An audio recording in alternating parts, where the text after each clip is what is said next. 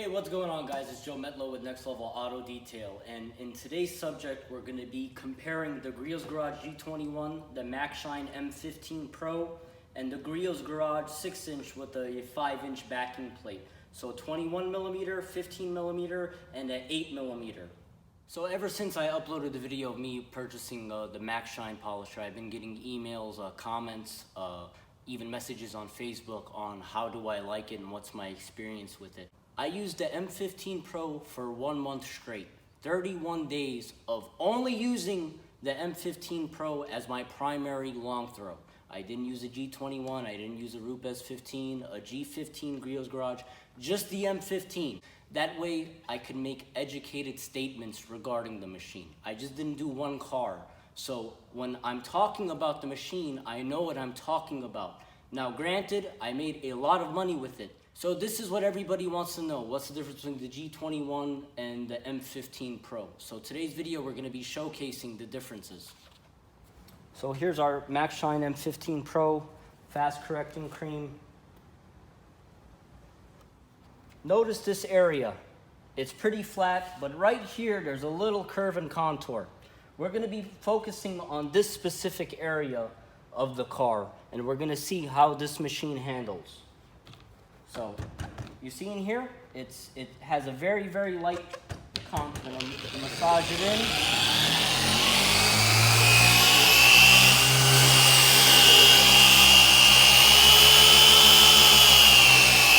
Speed 4.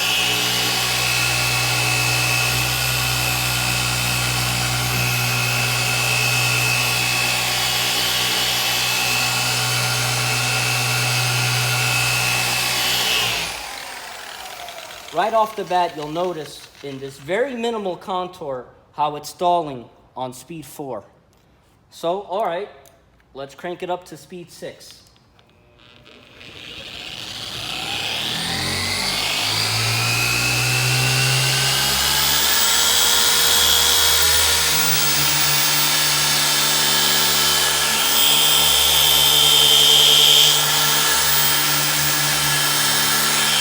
How it's struggling.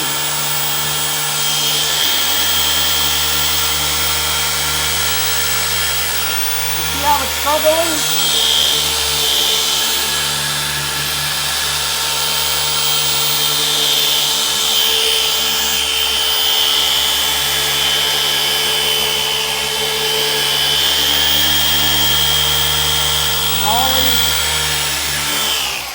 So on the flatter panels, it works good. It's a 15mm throw, but in the slightest contours and caves, this machine struggles, even at speed 6. Now, I am a long throw fanatic. I absolutely love long throws.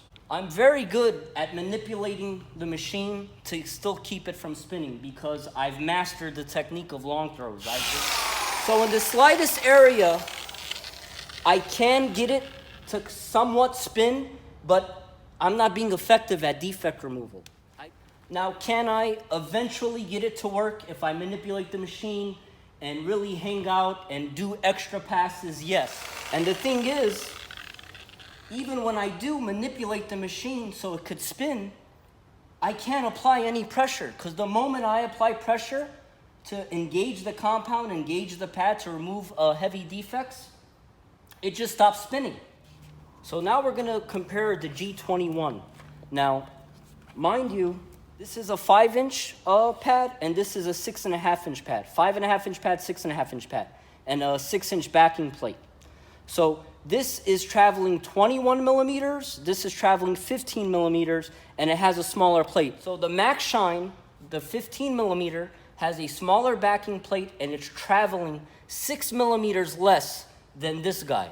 So the G21 should be more prone to stalling in this area because it has a wider orbit. A wider orbit means the movement is less predictable. So in these areas, it should struggle because we have a larger pad and we have a larger orbit.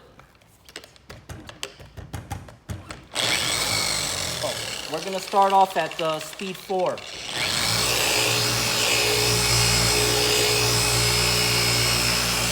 Look at the difference. At speed 4, not stopping.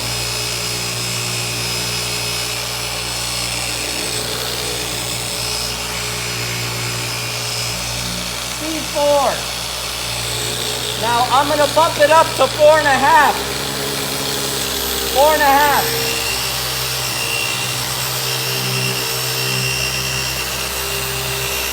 And look at that.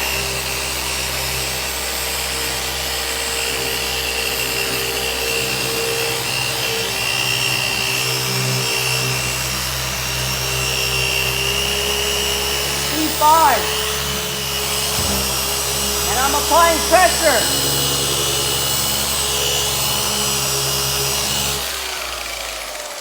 Now, so the wild card of this video is the Griots Garage. The original 6-inch has a 5-inch backing plate. This is an 8mm orbit. Now, this machine, because it has a smaller diameter and orbit, is always going to have an advantage in curves and contours. So we're going to start this machine off at speed 2 and see what happens.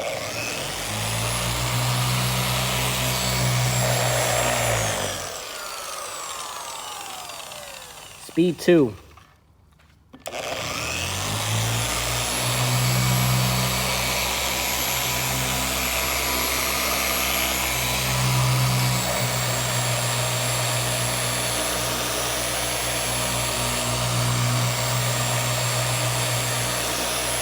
So did you see the machine stall one time, me doing those passes on speed 2?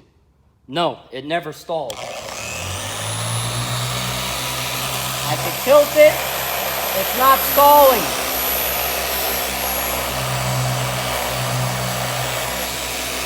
Let's go to speed 3.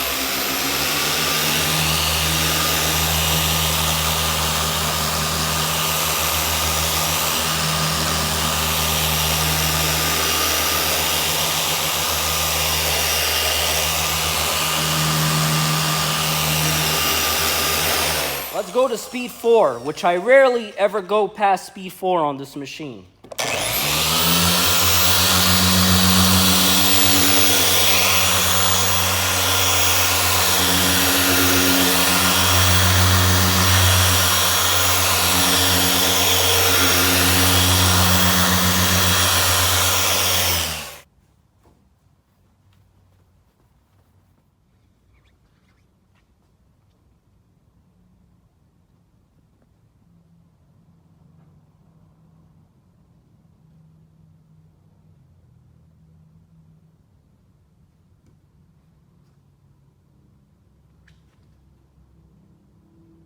So the common question is, Joe, how do you like it compared to the Rupes or the Griots Garage? And how does it compare? The comparison is there is no comparison. Even though it's advertised at 900, 1,000 watt motor, that motor does not mean anything if it doesn't translate to the paint. It lacks torque, it lacks power. At speed 6, you basically have to do anything. There's no such thing as speed 5 on that machine. Speed 4, speed 3, all those speeds are useless. Polishing, cutting, whatever you're doing, even if you're sealing paint, I would use speed 5. It just lacks, not only does it lack OPMs, orbits per minute, it just does not have that torque. You cannot apply pressure to the head of the machine. It just does not translate to the paint. It doesn't do what I want the polisher to do to remove defects effectively. Now, I used this machine for 1 month. I didn't just use it in one car and just threw it and disregard the machine. I used it honestly for 1 month straight to get a true feel for the machine. Now, you guys might be saying, well, Joe, it's a $200 machine. How could you compare that to a $400 machine? You're stupid. I agree with you, but that's not the problem I have. The problem I have with the Maxshine, and it's not Maxshine's fault, it's the hype that's surrounding it on Facebook groups and the information on YouTube. It's all misleading. There's people out there that are saying this is just as good as a Rupes 21 or a Griots Garage, and that is not true. That is not true. Now, I don't know if YouTubers are getting paid to promote this, but anybody with half a brain that spins a Rupes or a Griots Garage G15, G21, or a Mark II or a Mark II 21, there's no comparison. As soon as you turn this machine on, you know that it does not have the power like a Mark II or a Boss does. There's just no comparison. Do you want to know what this machine can be compared to? The first generation Rupes. The first generation Rupes 15 and 21, very similar in power. Got to use speed 6 on everything. It was a lot more prone to stalling in certain areas. That's why when the Boss came out in 2014, July 8th, I believe, the Boss system first came out. The Boss absolutely had way more power than the first generation Rupes. And then Rupes made the Mark II variant, which actually beat the Boss polisher in overall orbits per minute. So the Mark II is on par with the Boss, but this is on par with the first generation of Rupes machines. So like I said, I know I kind of sound like a jerk because I'm comparing a $200 machine to $430 machines, but at the same time, the problem I have is that everybody's saying that this is just as good as a Rupes or a Boss, and it's just not true. Now, the mind-boggling thing is, you guys could see in the video where I made of me buying this on the Facebook Marketplace, and I was genuinely excited. You could see my natural, genuine enthusiasm to try the machines because I saw all the rave reviews, other reputable YouTube detailers recommended them, and as soon as I put this on paint, I was just in disbelief. I mean, I was just in disbelief. The comparison is there's no comparison. I didn't need a day. I didn't need to do a whole car. As soon as I put this onto the paint, I knew that this just does not have as much power. So that 1,000 watt, and this is the M15 Pro variant. I would hate to use the non-Pro variant. It made me money. It is a capable tool, but there is no comparison. So when people say, Joe, should I buy a Maxshine? No, I don't even recommend it more than the Griots Garage 6-inch. If I had to choose a tool, the Maxshine M15 Pro or the Griots Garage 6-inch, I would use this. You guys seen how powerful this tool is. I could get into the most gnarliest curves and contours with this thing. It is a torque monster. I don't even have to go to speed 6. At speed 6, this thing is a demon. I usually spin at speed 4. Guys, speed 2, this machine wasn't stalling in that area. Speed 2. This machine has more power in curves and contours at speed 2 than this machine does at speed 6. So really think about that. So when people ask me, do I like this better than the Boss or my Rupes machines, I don't even like it better than an 8mm D8. Now, I didn't make this video to knock, to bash anybody.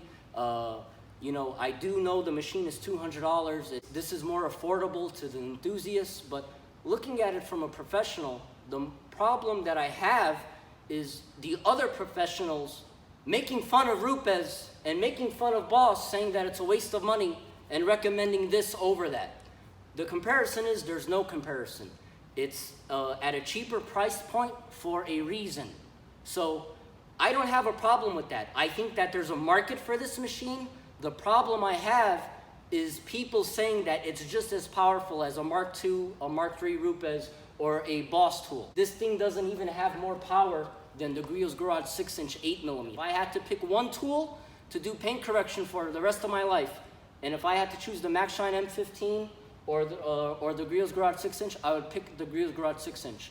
10 times out of 10, I would not even think twice about it. So that's my 2 cents. I hope you guys learned something. Like I said, I don't like bashing, you know, tools or products. That's really not my MO, but I do have a problem with people saying that it's just as good, if not better, than a Rupes or a Boss, because, I mean, think about that. If you was a company of Rupes and you put all that research and development, and then a company knocks it off, offers it at 200, and there's people actually saying that it's better, that would sting. That would piss you off. So that's my 2 cents. It's a capable tool. It's still at a pretty decent price point, $200. It has a place in paint correction, but not for a professional. I would say it's more of a definitely an enthusiast tool. And even at an enthusiast level, I would still recommend the Griots Garage 6-inch or the Griots Garage, the new G9, if that makes sense. That's a pretty smooth machine. But I do need more experience with that. So I hope you guys did enjoy the video. If you did enjoy the video, give it a like. And if you aren't subscribed, consider subscribing for future content. I'll see you guys in the next one.